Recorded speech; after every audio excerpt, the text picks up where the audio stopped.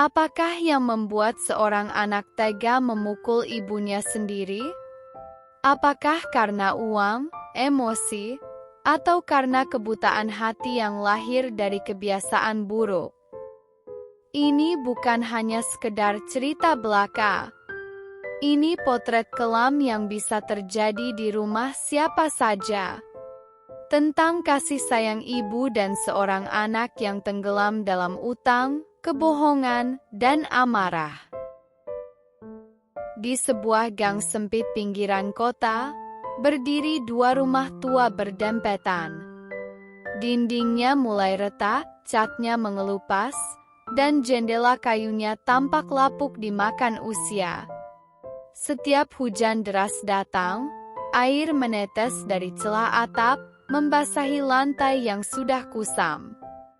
Salah satu rumah itu dihuni oleh Bu Mirna, seorang janda berusia 50-an yang sehari-hari berjualan gorengan keliling.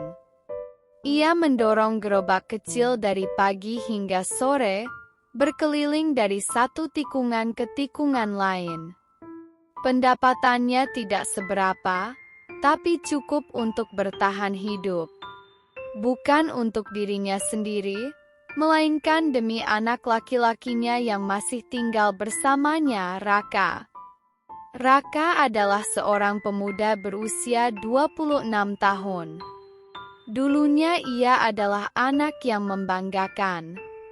Lulus SMA dengan nilai bagus, rajin membantu ibunya, dan sempat bekerja di bengkel sepupu mereka.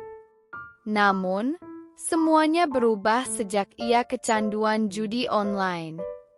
Kini ia pengangguran, sering mengurung diri di kamar, dan jarang berbicara dengan ibunya. Hanya keluar jika butuh makan atau meminta uang. Bu Mirna sering pura-pura tidak tahu. Ia melihat perubahan anaknya, tapi tetap berharap suatu hari Raka akan sadar. Ia menyimpan banyak luka dalam diam, meyakini bahwa cinta seorang ibu bisa melunakkan hati yang keras sekalipun. Pagi itu rumah mereka tampak tenang, tapi dari dalam kamar Raka, terdengar suara ponsel berdering berkali-kali. Nada dering itu tidak berhenti, seperti menyiratkan ada sesuatu yang mendesak. Dan memang benar. Di balik pintu kamar itu, Raka sedang menatap layar ponsel dengan wajah pucat dan jari yang terus gemetar. Malam itu, Bu Mirna baru selesai merapikan dagangannya. Sisa gorengan yang tak laku disimpan dalam wadah plastik. Badannya pegal, tapi ia tetap bersyukur bisa pulang dengan sedikit rezeki di tangan. Tiba-tiba, Raka keluar dari kamar dengan langkah tergesa. Wajahnya tegang, matanya menyimpan kecemasan yang tidak biasa.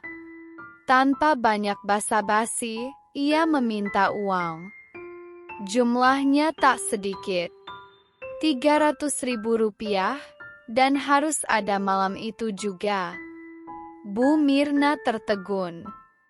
Ia menjelaskan bahwa ia hanya punya 50.000 hasil sisa jualan hari ini. Uang itu bahkan belum cukup untuk belanja bahan gorengan besok.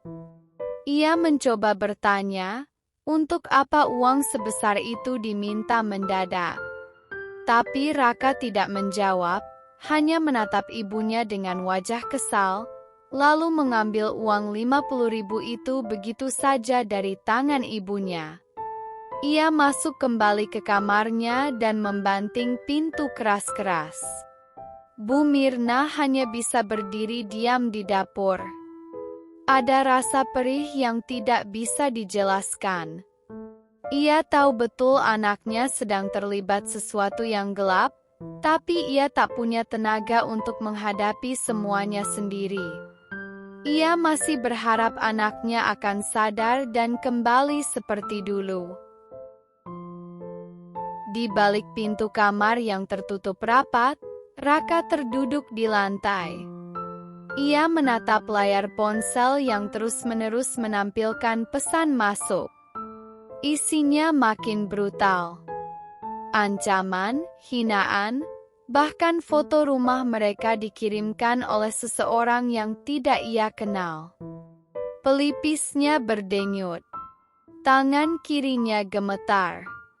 Ia tahu, waktu makin sempit. Dan pilihan makin sedikit. Sekitar pukul 8 malam, suasana di rumah Bu Mirna dipenuhi aura penuh amarah. Raka kembali mendesak ibunya agar memberikan 5 juta rupiah. Nada suaranya makin keras, bahkan mulai menyudutkan.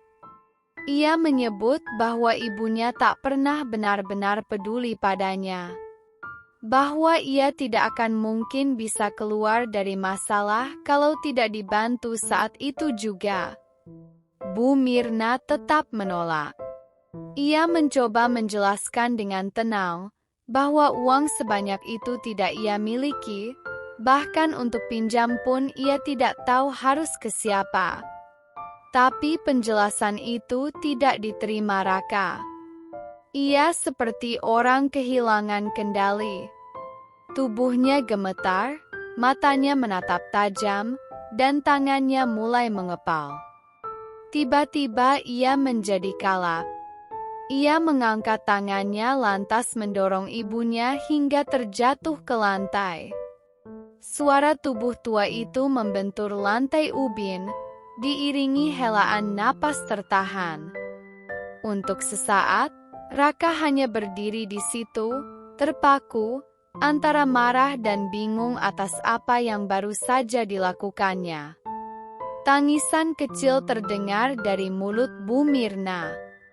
Bukan karena sakit, tapi lebih karena tidak percaya, anak yang ia besarkan dengan susah payah bisa memperlakukannya seperti itu. Tepat saat itu, suara pagar dibuka terdengar dari luar. Dita, adik Bu Mirna yang rumahnya berdempetan, masuk ke rumah lewat pintu dapur yang tidak dikunci. Ia langsung melihat kakaknya terduduk di lantai dengan pipi memerah, sementara Raka berdiri dengan nafas memburu. Tanpa pikir panjang, Dita berdiri di hadapan Raka dan memintanya berhenti.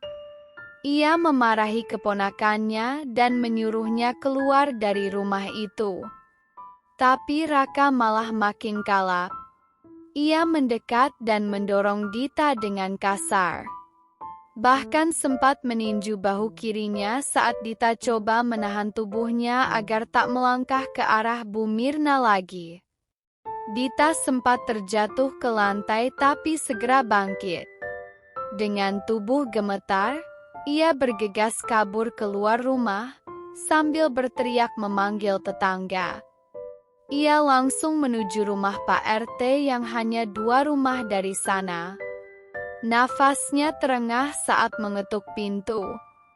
Wajahnya pucat dan panik, matanya basah oleh air mata dan kemarahan. Sementara itu, di dalam rumah, Bu Mirna masih terduduk di lantai. Tangisnya pelan, nyaris tak bersuara. Dan Raka, yang berdiri di dekat pintu kamarnya, hanya bisa menatap lantai. Kosong, seperti tak tahu lagi siapa dirinya. Pak RT langsung datang ke rumah Bu Mirna bersama beberapa warga. Suasana tegang. Tak lama setelah itu, aparat kepolisian datang. Mereka mendapatkan laporan langsung dari warga tentang dugaan kekerasan dalam rumah tangga. Bu Mirna masih duduk di lantai saat polisi masuk ke rumah. Tangannya gemetar, wajahnya penuh luka memar. Saat polisi mulai bertanya, awalnya Bu Mirna terlihat ragu. Tapi Dita tidak tinggal diam. Ia bicara apa adanya. Bahwa ini bukan kali pertama Raka bersikap kasar. Selama ini, Bu Mirna memang menutup-nutupi. Tapi malam itu, semuanya terbongkar. Beberapa hari kemudian, Proses hukum berjalan. Sidang digelar di pengadilan negeri setempat. Jaksa menyebut bahwa perbuatan Raka bukan hanya kekerasan fisik, tapi juga kekerasan psikis yang berlangsung berulang-ulang. Saksi dihadirkan, termasuk Dita dan salah satu tetangga yang sering mendengar suara pertengkaran malam-malam. Akhirnya, hakim menjatuhkan vonis. Raka dinyatakan bersalah dan dijatuhi hukuman 3 tahun penjara. Di dalam ruang sidang hanya ada keheningan yang menggantung lama, seolah semua yang hadir tahu bahwa hari itu adalah titik paling rendah dalam hidup seorang anak dan ibunya. Raka dibawa keluar dari ruang sidang dengan tangan diborgol. Di depannya, Bu Mirna tetap duduk, tapi tidak lagi menoleh. Sementara di bangku belakang, Dita hanya bisa menarik napas panjang. Antara lega kecewa dan sedih semuanya bercampur jadi satu. Dan sejak hari itu, rumah kecil di ujung gang itu jadi lebih sunyi dari biasanya. Setiap cerita menyimpan pelajaran, dan terkadang, yang paling menyakitkan justru yang paling membuka mata kita. Terima kasih sudah mendengar hingga akhir.